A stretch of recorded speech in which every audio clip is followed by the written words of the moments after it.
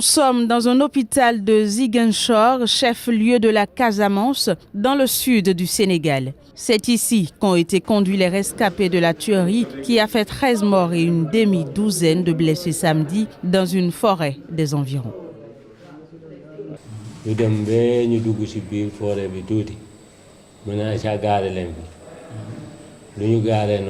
Ils nous ont demandé de les suivre. Une fois dans la forêt, ils nous ont demandé de poser nos vélos, d'enlever nos chaussures, de nous coucher par terre et ils ont commencé à nous tirer dessus.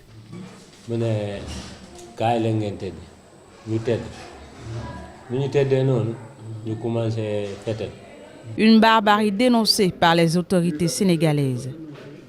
C'est peut-être un certain nombre de personnes qui n'avaient pas été pleinement associées au processus de paix ou qui peut-être n'ont pas apprécié les derniers développements, ont pu peut-être procéder à ces actes-là. Nous déplorons en tout cas cet acte, mais considérons que de toute façon ceci ne remet en aucun cas en cause les démarches pour la paix dans cette partie du Sénégal.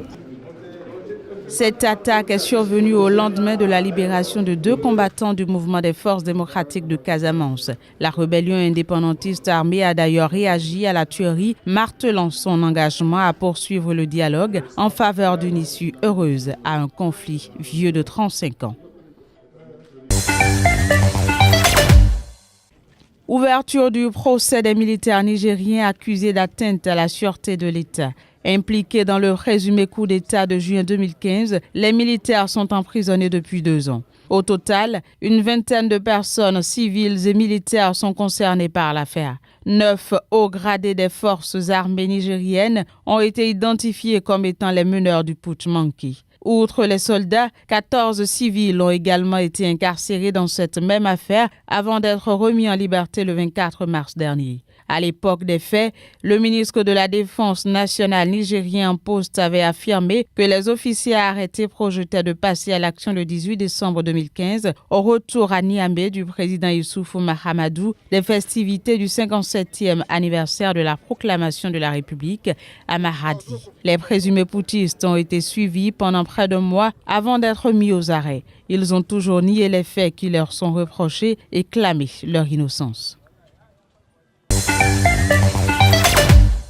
Les mercredis 10 et jeudi 11 janvier, la commission de l'Assemblée nationale chargée de la révision des règles doit délibérer d'un test sur la procédure pour appliquer la section 89.1 de la Constitution. Le renvoi du président a annoncé le Parlement dans un communiqué dimanche. Une fois approuvée en commission, la procédure devra être adoptée par l'Assemblée nationale. Le Parlement suit là les injonctions de la Cour constitutionnelle, plus haute instance juridique du pays, qui lui a ordonné fin décembre de mettre en place un mécanisme qui pourrait être utilisé pour la destitution du président. Dans son jugement, la Cour constitutionnelle a reproché à l'Assemblée de ne pas avoir demandé des comptes au président Zuma dans le cadre du scandale de sa résidence privée. Jacob Zuma, au pouvoir depuis 2009, avait rénové aux frais du contribuable sa propriété de Nkandla en pays zoulou. En 2016, cette même Cour constitutionnelle a reconnu le chef de l'État coupable de violation de la loi suprême et il a finalement été contraint de rembourser au Trésor l'équivalent de 480 000 €.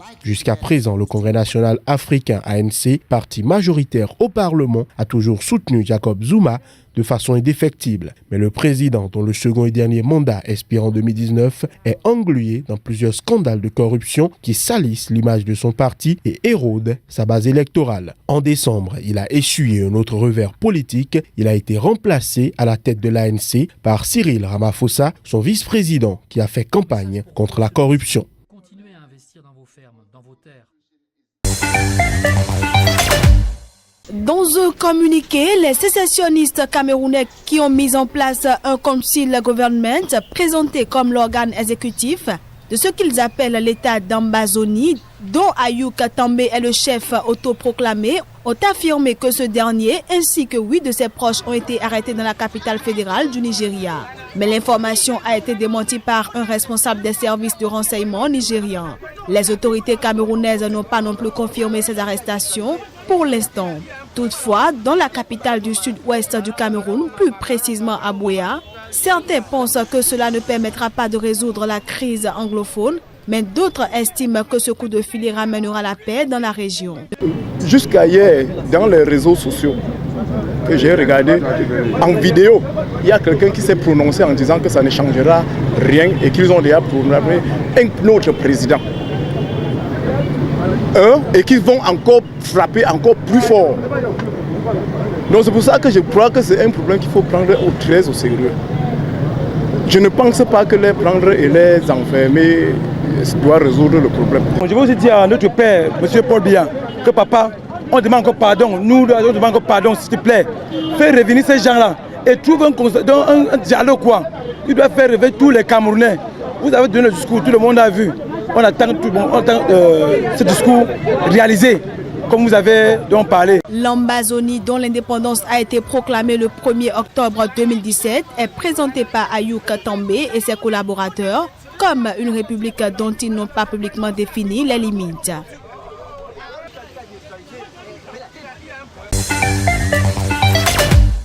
Cette décision, prise lors d'une réunion des ministres des Affaires étrangères et de la Défense du G5 Sahel, intervient une semaine avant une nouvelle rencontre à Paris entre États membres et pays donateurs. Nous avons pris des décisions importantes lors de cette session, notamment celle qui consiste à créer un fonds fiduciaire pour recevoir les ressources nécessaires à l'opérationnalisation rapide de la force conjointe du G5 Sahel. Et nous avons décidé que ce fonds la gouvernance de ce fonds et son fonctionnement vont s'articuler autour d'un comité de soutien et un comité de contrôle que nous avons souhaité ouvrir aux partenaires bilatéraux et multilatéraux qui ont décidé d'accompagner l'opérationnalisation de cette force. Son homologue burkinabé Alpha Bari a de son côté rappelé que 294 millions d'euros avaient déjà été promis avant un sommet aux pays contributeurs prévu le 23 février à Bruxelles pour compléter les besoins financiers. Après l'Union européenne qui s'est engagée pour 50 millions d'euros, outre les 10 millions fournis par chacun des États membres du G5 eux-mêmes, les États-Unis ont promis 60 millions de dollars sous forme d'aide bilatérale et l'Arabie Saoudite et les Émirats Arabes Unis, respectivement 100 et 30 millions d'euros. Pour rappel, depuis 2015, les attaques djihadistes se sont étendues au centre et au sud du Mali et le phénomène gagne les pays voisins, en particulier le Burkina Faso et le Niger. Face à la dégradation de la situation aux confins de ces trois pays, le G5 Sahel a réactivé en 2017, avec le soutien de la France, son projet de force conjointe anti-djihadiste lancé en novembre 2015.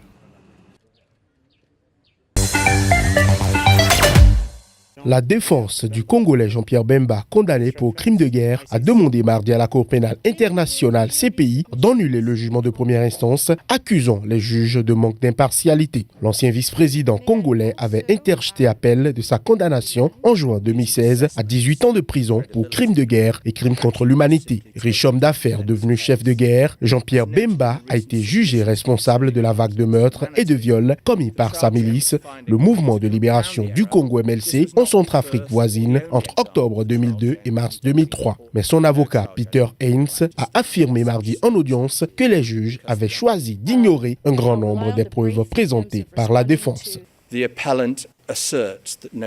L'appelant considère qu'aucune chambre raisonnable n'aurait pu faire bon nombre des conclusions factuelles de la chambre de première instance dans cette affaire.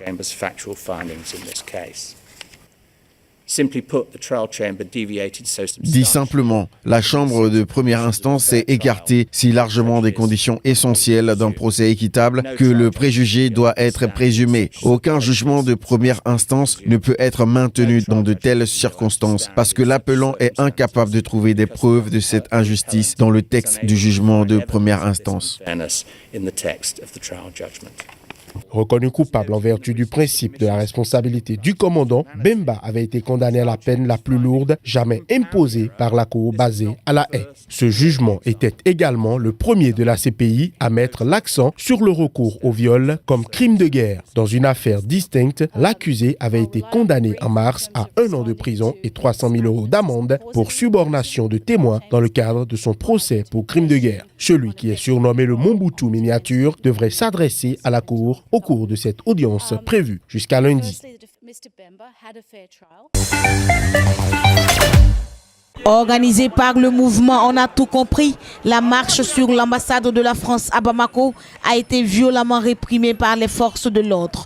Aujourd'hui, comme vous l'assistez, nous avons vu que nos autorités maliennes, qui ne peuvent pas se tenir debout devant ces Français-là, ont vu une jeunesse qui s'est dressée de toute sa taille contre l'impérialisme, de ces gens devant qui elle se courbe au plus bas niveau qu'un esclave pharaon, un esclave égyptien ne le fait devant le pharaon pour dire non et de crier son ras-le-bol. Et voilà, les autorités ont jugé nécessaire de nous gazifier, ils ont jeté des gaz lacrymogènes. Nous disons alhamdoulilah, Dieu merci, puisque quiconque connaît l'histoire du Mali, cela fait 5 ans de cela, ce sont des balles qui pleuvent, des balles de la France, des balles des ennemis de l'extérieur qui pleuvent sur nos soldats, des victimes civiles et militaires. Et donc si ce sont quelques coups de gaz lacrymogène ou bien des coups de matraque des militaires, nous disons alhamdoulilah, Dieu merci, que cela en soit sur toute l'étendue du territoire pour que la guerre puisse en finir. Composé de plusieurs associations de la société civile, le mouvement On a tout compris dénonce une position ambiguë de la France dans le dossier Kidal, 5 ans après l'intervention de la force française Serval dans le nord du pays. Nous avons compris que tout le matériel que la France est en train de transporter sur le nord du Mali, ce n'est pas un matériel de guerre, c'est un matériel de vol.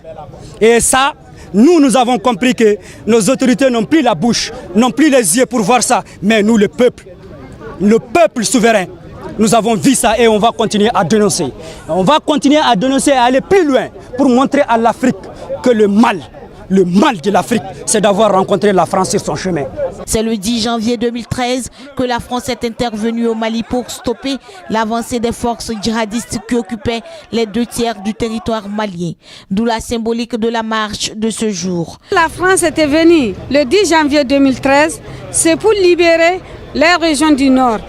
Mais malheureusement, ils sont venus, ils ont libéré Konna, ils ont libéré Gao, Tombouctou, Djabali, mais pourquoi ils n'ont pas libéré Kidal? Parce qu'ils ont leur agenda propre à eux, que nous Maliens, on ne le sait pas. Ce n'est pas la première fois que la jeunesse malienne dénonce une complicité de la France avec les groupes armés dans le nord du pays. Mais la manifestation de ce 10 janvier a été violemment réprimée, engendrant l'arrestation de certains manifestants et l'agression de certains journalistes par les forces de l'ordre.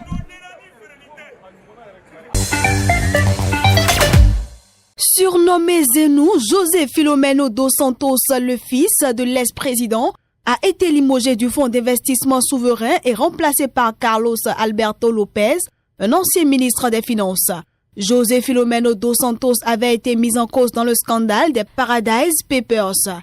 Le fonds aurait versé des dizaines de millions de dollars à Jean-Claude Bastos de Moraes, un homme d'affaires proche de José Filomeno dos Santos, pour gérer cette entité. Comme de nombreuses puissances pétrolières, l'Angola a mis en place un fonds pour investir les revenus de l'or noir. Lancé en 2011, il était alors doté de 5 milliards de dollars. Depuis qu'il a pris ses fonctions en septembre dernier, João Lourenço, dauphin désigné par José Eduardo dos Santos, a congédié plusieurs patrons des institutions aux secteurs les plus sensibles du pays, tous des fidèles de l'ancien président. Parmi eux figure Isabelle, qu'il a évincé en novembre dernier de la présidence de la compagnie pétrolière nationale Sonangol. En décembre dernier, José Eduardo dos Santos a déploré des décisions à ses yeux trop radicales.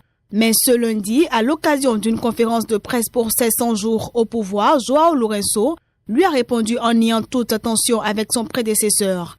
Pour mémoire, lors de sa campagne, João Lourenço avait promis d'éradiquer la corruption et de relancer l'économie du pays en panne depuis la chute des cours du pétrole, sa principale ressource en 2014.